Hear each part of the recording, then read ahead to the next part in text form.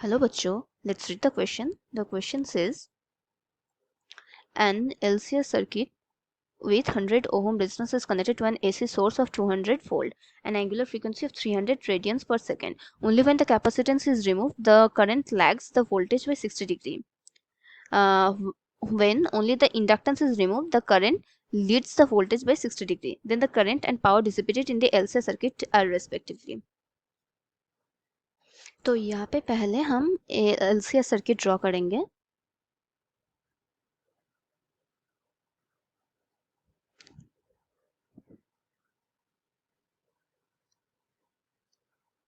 तो यह है LCR सर्किट.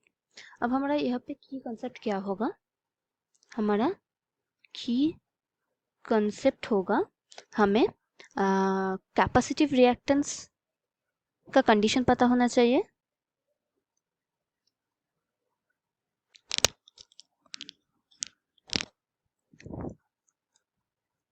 और हमें पता होना चाहिए कि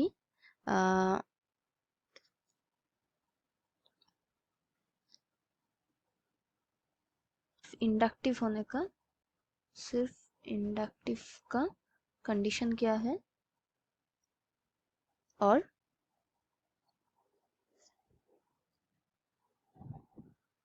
अब हम फेजर डायग्राम ड्रॉ करेंगे. तो अगर हम फेजर डायग्राम ड्रॉ करें तो फिर हमें पता है कि ये डायरेक्शन है I और इसका डायरेक्शन है यहाँ का डायरेक्शन है, ये है VC और ये है VL. तो फिर हमें बताया है जब कैपेसिटर जब रिमूव कर दिया देंगे तब ये बस इंडक्टिव होगा.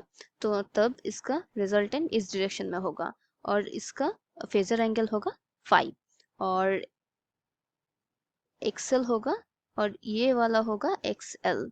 तो फिर जब कैपेसिटेंस रिमूव्ड, इसका मतलब सिर्फ इंडक्टर प्रेजेंट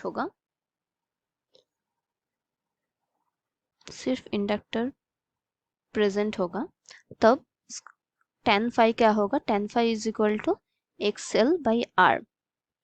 तो फिर इसका वैल्यू क्या होगा?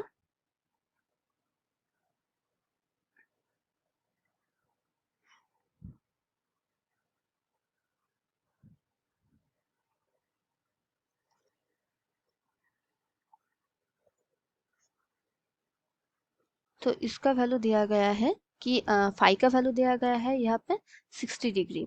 सो फाई का वैल्यू है 60 डिग्री और tan फाई का वैल्यू क्या है? √3. फ्रॉम यहाँ से हम लिख सकते हैं कि XL इक्वल टू √3R. ये हो गया हमारा पहला कंडीशन के लिए. अब जब इंडक्टर रिमूव कर देंगे तब क्या होगा? तब ये कैपेसिटिव सर्किट की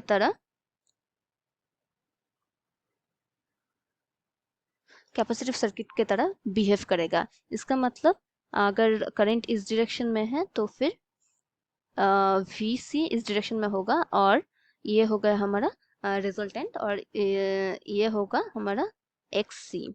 ये है I, इस साइड पे होगा R और ये होगा फाई होगा हमारा फेजर एंगल.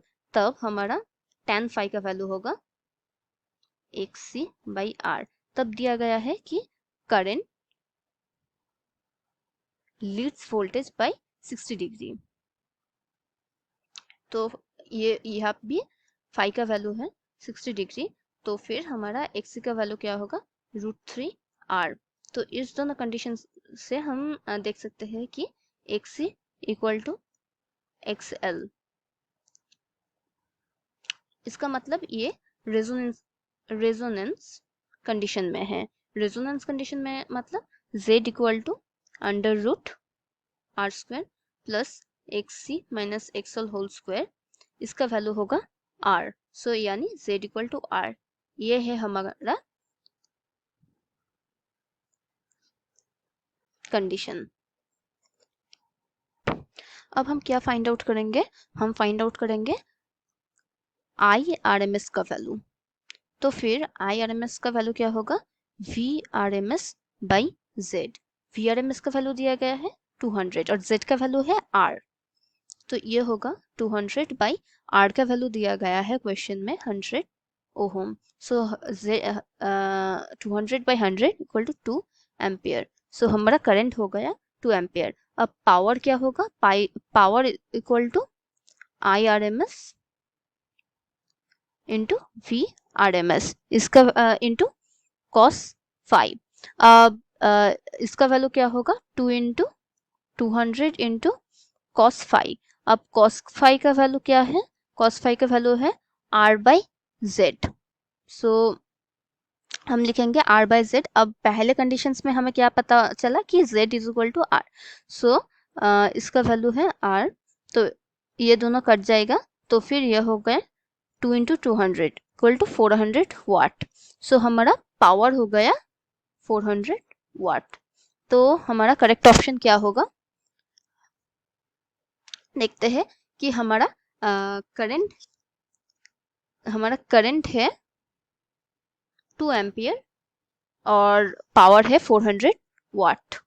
सो हमारा करेक्ट ऑप्शन है option D. Hope you understood it well, thank you.